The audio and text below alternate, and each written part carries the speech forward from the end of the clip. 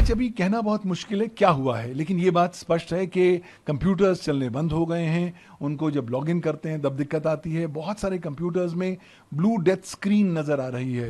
ये ना केवल साइबर सुरक्षा में सेंध का एक प्रकरण है, ये कहीं ना कहीं साइबर टेरर के साथ भी इसके तार जुड़े हो सकते हैं। इस तमाम सारे मामले को तफ्तीश करने की आवश्यकता है, जवाब देने की आवश्यकता है सर्विस प्रोवाइडर्स की कि साहब इस तरह की घटना घटित होने से पहले आप लोगों ने क्या क्या कदम उठाए थे ताकि इस तरह की घटना घटित ना हो सके। आज अभी कहना बहुत मुश्किल है क्या हुआ है, लेकिन ये बात स्पष्ट है कि कंप्यूटर्स चलने बंद हो गए हैं। उनको जब लॉगिन करते हैं तब दिक्कत आती है। बहुत सारे कंप्यूटर्स में ब्लू डेथ स्क्रीन नजर आ रही है और इसका सीधा तात्पर्य ये हुआ है कि कंप्यूटर ऑपरेशंस ठप हो गए हैं। लगभग हर मानवीय एक्टिविटी कहीं ना कहीं भारतवर्ष में, पूरी दुनिया भर में इम्पैक्ट हो रही है। एयरलाइंस की उड़ानें बंद हो गई हैं, रद्द हो गई हैं क्योंकि सिस्टम्स काम नहीं कर रहे हैं। हॉस्पिटल्स की क्रिटिकल इंफॉर्मेशन इंफ्रास्ट्रक्चर भी इम्पैक्ट हो गया है। लोगों को क्रिटिकल हेल्थ केयर मिलने में दिक्कत हो रही है।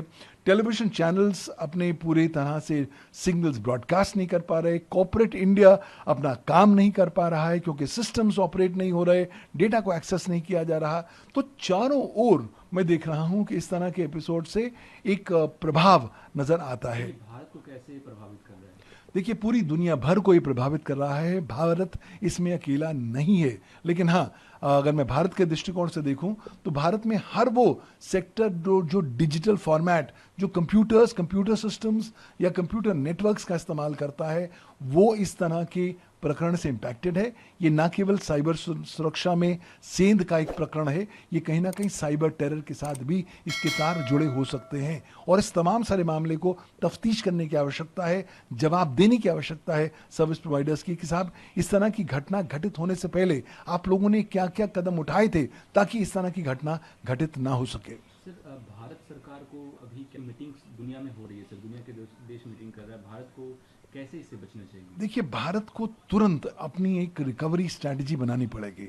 एक तो आप मीटिंग्स कर रहे हैं, बहुत अच्छी बात है।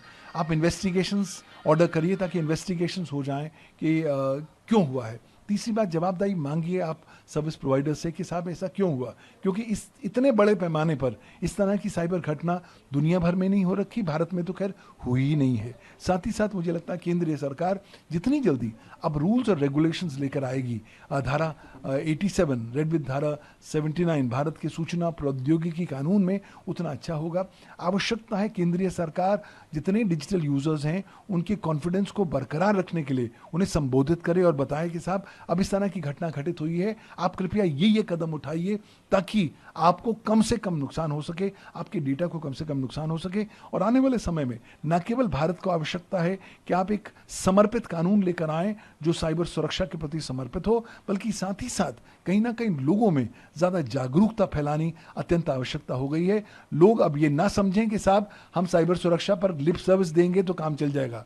लोग ये ना समझें कि साहब मैं अपने नेटवर्क पर कुछ भी कर लूं तो कुछ भी गड़बड़ होगी सरकार देखेगी। सॉरी, इस हमारे तमाम सारे इस भवसागर में हम साथ साथ चल रहे हैं। सरकार की इतनी जिम्मेवारी है, हमारी भी इतनी जिम्मेवारी है।